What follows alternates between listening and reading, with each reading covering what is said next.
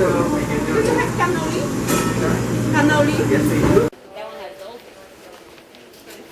Let's see what we got.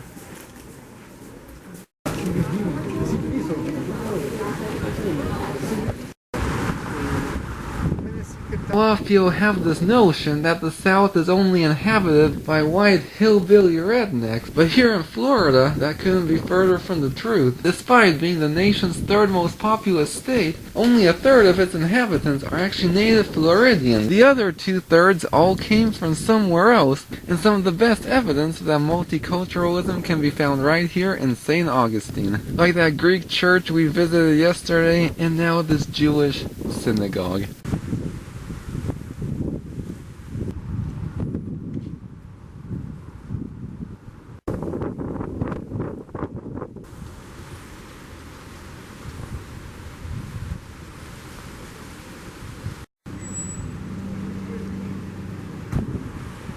We seem to have stumbled onto the historic neighborhood of Lincolnville, and this is the city's oldest black neighborhood. It was founded in the 1800s after the Civil War by freed slaves. And this house right behind me slept Martin Luther King Jr. Contrary to what we're taught in history class, only 10% of slaves were actually sent to the U.S., and these also included Swedish indentured servants. Though no less cruel, the Spanish had a very different attitude towards slavery. They saw slavery as a temporary status from which you could earn or buy your freedom. Therefore, the slave culture in Florida was unlike anywhere else in the country. And a lot of freed slaves ended up establishing communities just like this.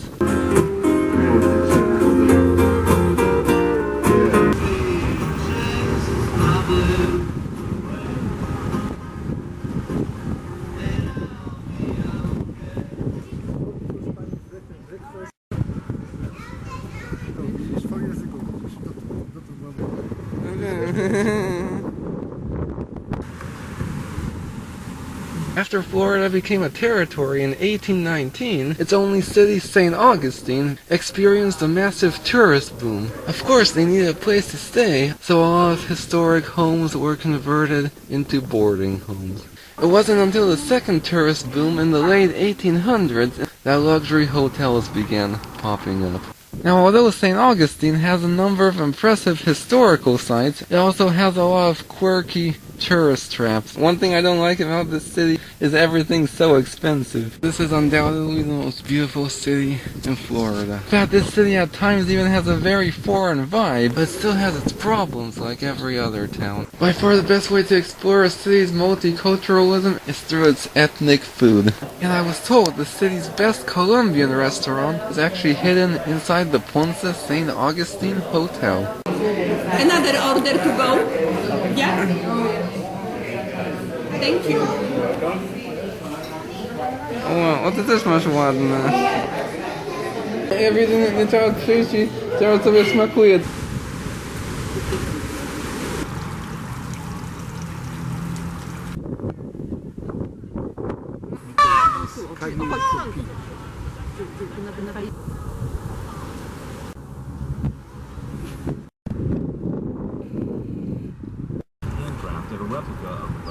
A better place to end our tour of America's oldest city than right here where America's history began. It was literally here at this very spot that in April of 1513 Spanish explorer Juan Ponce de Leon first landed when he arrived on that mythical quest to find the Fountain of Youth, believed to be this well mentioned in the chronicles of an earlier Spanish explorer. Excavations in the 90s unearthed the remains of the first Spanish settlement in St. Augustine, which has been reconstructed as an open-air museum.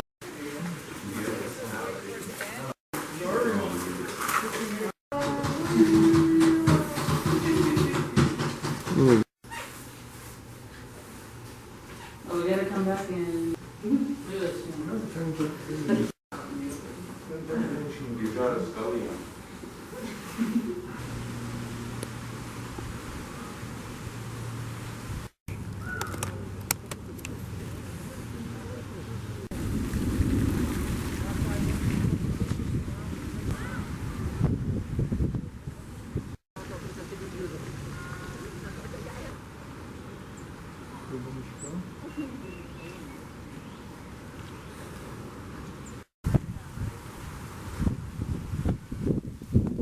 Oh wow, look at this.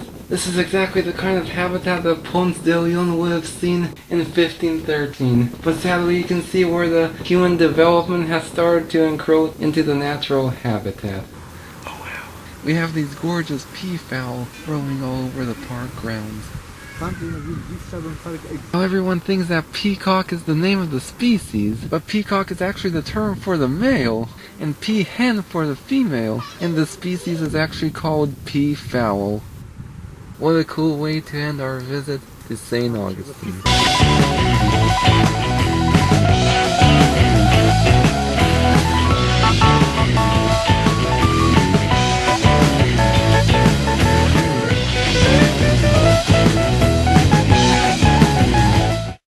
I bid farewell to St. Augustine as I set off for the Georgia border, stopping off at Vilano Beach before heading to Amelia Island, where I'll visit Fernandina and Fort Clinch.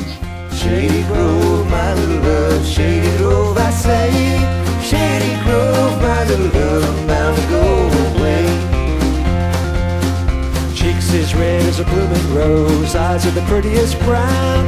She's the darling of my heart, sweetest little girl in town. Shady Grove, my little love, Shady Grove, I say. Shady Grove, my little love, I'm bound to go away.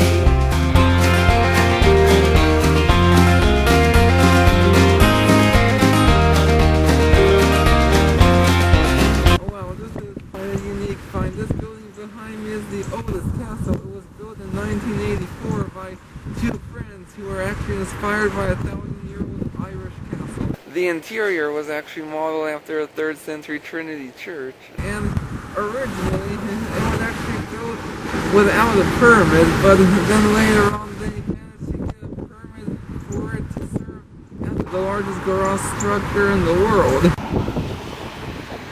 Wish I had a big fat horse and corn to feed him on. And Shady Grove to stay at home, feed it while I'm gone.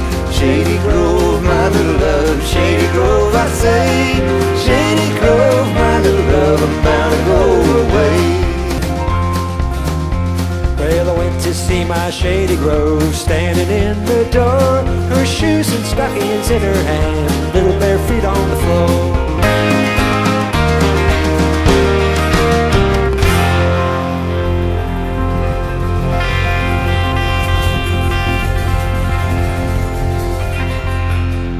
Situated on the mouth of the St. Mary's River, an area that has been of strategic importance for nearly 300 years, Fort Clinch was constructed during the mid-19th century. With only 2/3 completed and no automated cannons, it was put to the test after the outbreak of the Civil War. After the war, the unfinished fort was left abandoned, until it was briefly recommissioned and strengthened with the onset of the Spanish-American War in 1898. And if you're wondering why I'm dressed so funny, I wasn't prepared for it to be this cold.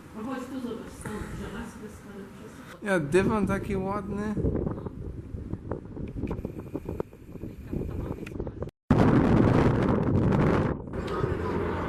Right behind me is the St. Mary's River. That bank you see on the other side of the river is Georgia, where the next leg of our adventure awaits us. Florida was always my favorite state as a child, and it's a place I've been wanting to visit for a long time. And it was interesting to see the less popular corners. I always heard that Floridians aren't as welcoming as other Southerners, and although we had a few issues, the people for the most part have been super friendly. Culturally, the state has never really been considered as truly Southern, and it has broken almost every Southern stereotype imaginable. I catch one last glimpse of the Sunshine State as I prepare for a new landscape, new culture, and new accent.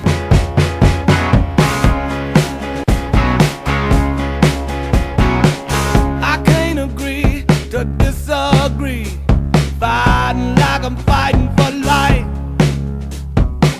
They only words, but they cut like a blade, swinging while with full of my mind. Oh yeah, I guess it's all of that coffee that's got my mind in a whirl. I'm still a cussing and bitching, and there ain't nobody here. Oh yeah, you don't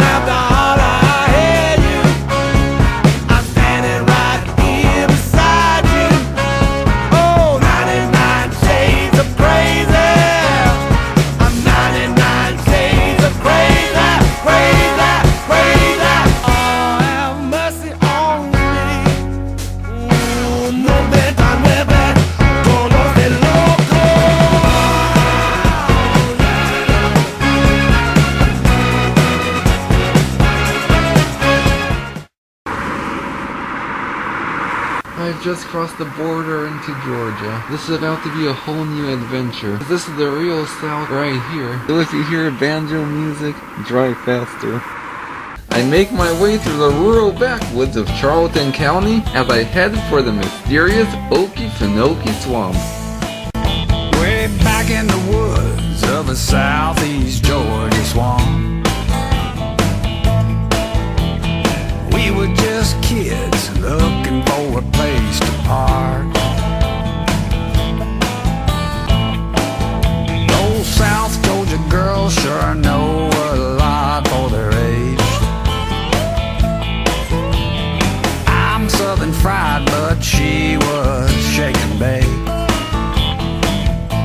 Just arrived in the Okefenokee Swamp and we have no idea where to go from here. There isn't even anyone to ask for directions. This is not the sort of place you want to be lost. A gdzie my jesteśmy? Nie, bo na Cheshire Prairie chyba łódką trzeba.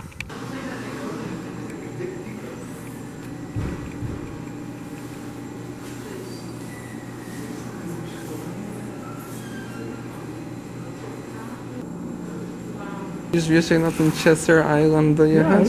We're about to explore the Okefenokee Swamp, the largest blackwater swamp in North America, over 438,000 acres. It's actually one of the best preserved freshwater ecosystems on Earth. Now, the locals call Okefenokee the land of the trembling earth, and the word Okefenokee is actually derived from a local Hitchit Indian word meaning bubbling water, a reference to the area's bizarre swamp gas, which is a mixture of methane, hydrogen sulfide, and carbon dioxide produced by decomposing plant matter.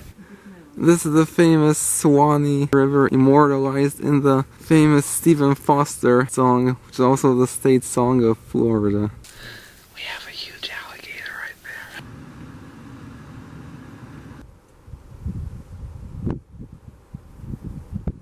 Okefenokee is most famous for its marshland ecosystem and its wildlife, but if you know where to look, you can also find some impressive historical sites. This building behind me is the Cheshire Island Homestead. It was built in the 1850s by W.T. Cheshire, his wife, and their 6 sons. They were a rugged family, often seeking out life in the harshest elements, living among the woods, eating whatever they could catch, and earning a living mostly from cash crops such as tobacco, sugar cane, and turpentine. The Cheshires were described as a family who worked hard and played hard. 2 of Cheshire's sons ended up getting married and fathering nearly 2 dozen children. The current homestead, north of the original, was actually built in 1927 by one of Cheshire's grandchildren. How you get in there? This way.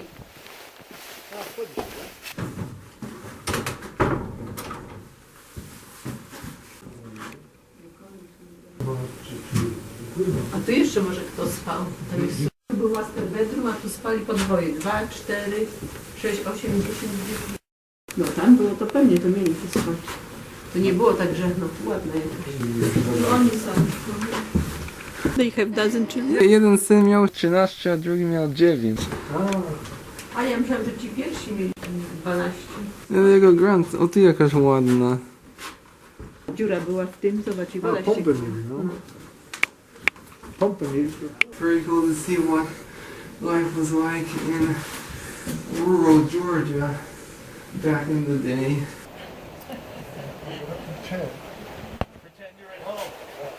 To się kręciło, nie? Bo się rozwaliło. To się kręciło, się nóż zszył. Nóż, kosy. Can go inside. Oh, we can? Yeah, Okay. this door. Okay, thank you. It's very nice up there. But you need to go to the gate. Nie może tak najlepiej ty. Nie, idź pierwszy. A czego mnie pchasz pierwszego? Niech ciebie ugryzie cholernik. Nie to chodzi, Kasiu. Dajcie tutaj zrobię zdjęcie. They call Okefenokee the land of the trembling earth because if you try to walk on this foliage here, it trembles because it's sort of placed on top of the water. So thankfully they built a series of boardwalks so Those of you who don't feel too safe in a boat over here, especially in a canoe or kayak, have the opportunity to explore through a series of boardwalks. Right below me you can see one full of black water swamp. But this is actually a different kind of swamp than the Everglades, which are still water. Black water is actually a series of rivers that move through this. I certainly wouldn't want to fall in here. This habitat right here is actually a prairie. What this is basically a prairie that ended up being flooded so much it turned into a marshland. I think that sound might be a baby alligator. This is a good place, but it's so densely overgrown that could be something living underneath all this muck and you wouldn't even know it. Here, gator, gator, gator. It's not looking too good, huh? Not much water.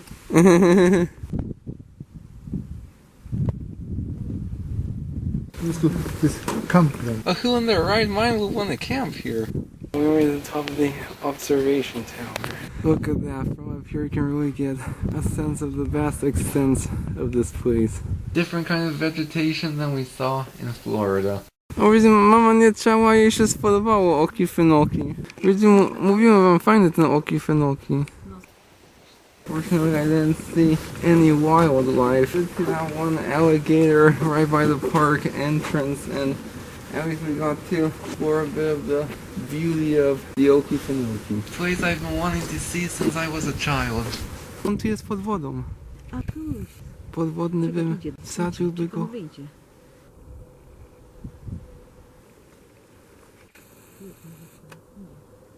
Ale teraz widzisz go dobrze. Oh, it's coming, it's coming. Oh. Wziął tego. Przyciskamy. Ale teraz ładnie, zobacz, Brian.